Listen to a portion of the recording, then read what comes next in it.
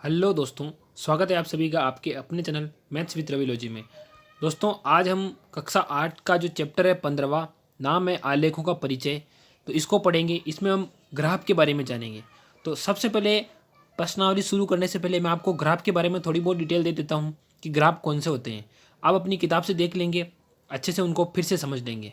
तो इस प्रकार के आलेख को बोलते हैं दंड आलेख। इसको दंड आलेख या पिलर आलेख भी बोलते हैं, क्योंकि इसमें जो आपको दिख रहे हैं ये पिलर टाइप के दिख रहे हैं, तो इसको हम दंड आलेख बोलेंगे। तो ये आपका पहला ग्राफ है।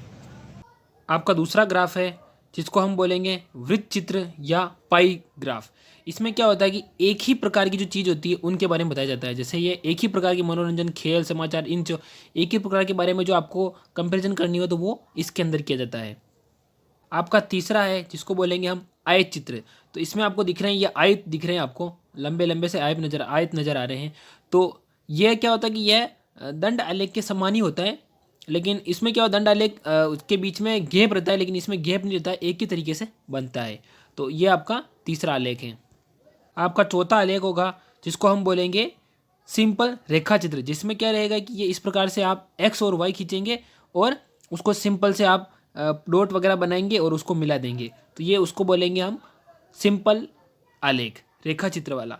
और सबसे ज़्यादा यही काम आने वाला है। अब अपनी ग्राफ में भी बनाएंगे चित्र तो वो इसी प्रकार के ग्राफ के अंदर बनेगा। तो ये सबसे ज़्यादा इंपॉर्टेंट है, इसी को आपको पढ़ना है। अब हम आपकी प्रश्नावली 15.1 इसके बारे में पढ़ते हैं। तो इसके बारे में पढ़ने से पहले मैं आपको कुछ चीज़ें बता देता हूँ। आप इस प्रकार से एल वाली आकृति बनाएंगे तो इसमें एक चीज़ आपको नजर आएगी कि एक मैंने इस प्रकार से बनाई, इसको बोलेंगे एक्स एक्सिस, और इसको बनाया मतलब ये वाई एक्सिस है, एक्स एक्स और वाई एक्स। और यहाँ पर जीरो रहेगा जिसको हम मूल बिंदु कहेंगे, और मूल बिंदु के निर्देशांक हमेशा जीरो जीरो रहेंगे, जीरो जीरो, यानी कि मूल बिंदु पर है।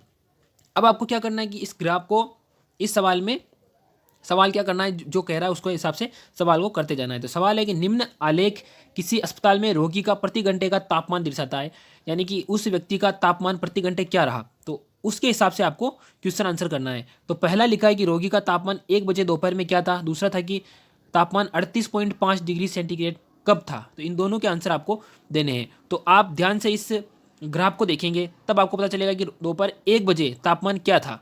तो जब आप देखेंगे दोपहर 1 बजे का निशान कहाँ है, यहाँ पर एक्स एक्सिस पर नजर डालेंगे तो पता चलेगा कि इस साइड तो लिख रखा है आपका समय, और ऊपर वाली साइड लिख रखा है ये तापमान, ये वाला। तो इसमें आपको समय पूछा कि 1 बजे कितना तापमान था, तो 1 बजे यहाँ देखेंगे और फिर तापमान ऊपर की ओर आएंगे तो आपको पता चलेगा कि यहाँ बिंदु बना हुआ है, और जिस बिंदु पर बना हुआ है उस बिंदु के आपको निर्देशांक बताने हैं या उसको इधर वाली साइड को बताना है। तो इधर वाली साइड आओगे तो आपको पता चलेगा कि 36 तो है और यहाँ पर 37, 36 और 37 के बीच में है, तो कितना आएगा, ये 36.5 बनेगा, है ना। 36.5 डिग्री सेंटीग्रेड था उस समय तापमान। तो ये चीज़ आपको लिखनी है। नेक्स्ट क्वेश्चन पूछा गया कि रोगी का तापमान 38.5 डिग्री कब था। तो ये कैसे पता करोगे आप, तो ये भी सिंपल है। अब आप देखेंगे कि आपको तापमान देखना है, तो समय वाला ग्राफ नहीं, आपको तापमान वाला देखना है, इस वाली साइड का। तो तापमान निकालो, 38 कहाँ आ रहा था, 37 तो यहाँ पर, 38 यहाँ पर, लेकिन 38.5 यानी कि जरा ऊपर है 5, तो क्या करेंगे, 38 तो यहाँ और 39 यहाँ, लेकिन 0.5 मतलब लगभग आधे की बात करा, और इस जगह पर बनेगा। और इस जगह से हम सीधे चलेंगे अगर यहाँ, तो यहाँ एक समय मिला आपने को ये वाला, और इससे हम सीधे नीचे की साइड आएंगे तो नीचे साइड हमको पता चलेगा कि यह दोपहर 12 बजे। तो ये तापमान कब था, दोपहर 12 बजे, है ना। ये दोपहर 12 बजे इसका तापमान 38.5 डिग्री सेंटीग्रेड था।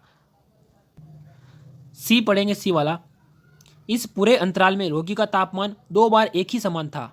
ये 2 समय क्या क्या थे वो आपको बताने हैं। अब आप ग्राफ देखेंगे तो एक ही समय कब था, तो आपको पता चलेगा, एक समय मेरे को दिख रहा है, इस समय एक ही टेम्परेचर था, इस समय रोगी का तापमान एक साथ मतलब एक जैसा था। तो कब था वो, दोपहर 1 बजे से, है ना। 1 से लगाकर 2 बजे तक जो तापमान था वो एक जैसा था। और तापमान क्या था वो भी लिख लेंगे, तापमान था 36.5 डिग्री सेंटीग्रेड, ये इसका तापमान था। तो कब था, 1 से 2 बजे के बीच में, और 36.5 डिग्री था। आपका नेक्स्ट क्वेश्चन पढ़ेंगे कि 1:30 बजे दोपहर रोगी का तापमान क्या था, इस निष्कर्ष पर आप कैसे पहुंचे। अब 1:30 बजे की बात कर रहा है, तो अब आपको ध्यान से देखना है इसको। यहाँ पर तो 1 है और यहाँ पर 2, तो 1 और 2 के बीच में 1:30 माना आधा होता है, और आधा यहाँ पर होता है बीच में। तो बीच से पूछा है कि इसका तापमान यहाँ बीच में है इस पर। तो आपको पता है कि दोपहर 1 बजे से 2 बजे के बीच में जो टेम्परेचर एक जैसा था, और कैसा था वो, 36.5 डिग्री था, 36.5 डिग्री था। है ना।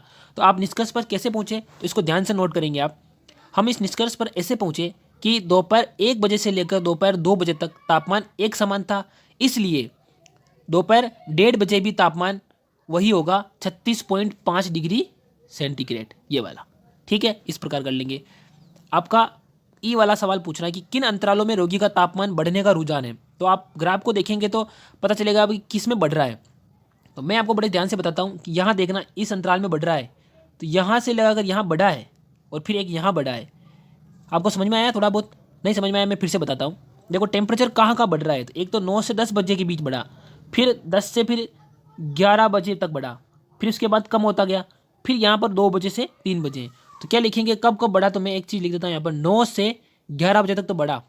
फिर दूसरा लिखेंगे आप 2 से 3 बजे तक बढ़ा, 2 से 3 बजे तक, है ना, ये टाइम है, बजे लिख देना इनके पीछे। तो इन जो दोनों समय है इनके बीच में टेम्परेचर रोगी का बढ़ा था। तो इस प्रकार आपका ये सवाल होता है। ईजी है, लेकिन थोड़ा सा आपको दिमाग लगा के करना है, ताकि ये सवाल सबसे ईजी है। नंबर लाने के लिए सबसे ईजी सवाल मेरे को यही लगता है, और आई होप आपको भी ऐसा ही लगे। दूसरा सवाल पढ़ते हैं कि एक निर्माता कंपनी विभिन्न वर्षों की गई बिक्री का आलेख दर्शाती है।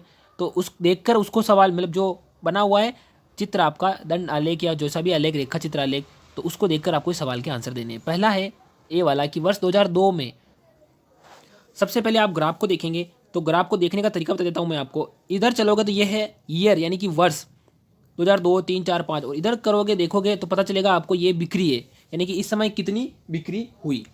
तो 2 में बिक्री कितनी थी, यहाँ से 2 का ऊपर चलेंगे तो आपको पता चलेगा 4 करोड़। तो पहले का आंसर क्या होगा, करोड़ लिखा मैंने, है ना, 4 करोड़। ठीक है, ये कब थी, 2002 में। फिर बात करें दूसरा, तो दूसरा आपने 2006 में पूछा है। तो 2006 में चलेंगे तो 2006 का यहाँ पर है, और यहाँ से इधर चलेंगे तो कितना है, 8। तो 2006 में कितनी थी, 8 करोड़, है ना, 8 करोड़ लिखेंगे आप, 8 करोड़ ये इसकी बिक्री थी। ये दूसरे का आंसर है। अब तीसरा क्या सवाल पूछा है आपने से, 2003 में और 2005 में।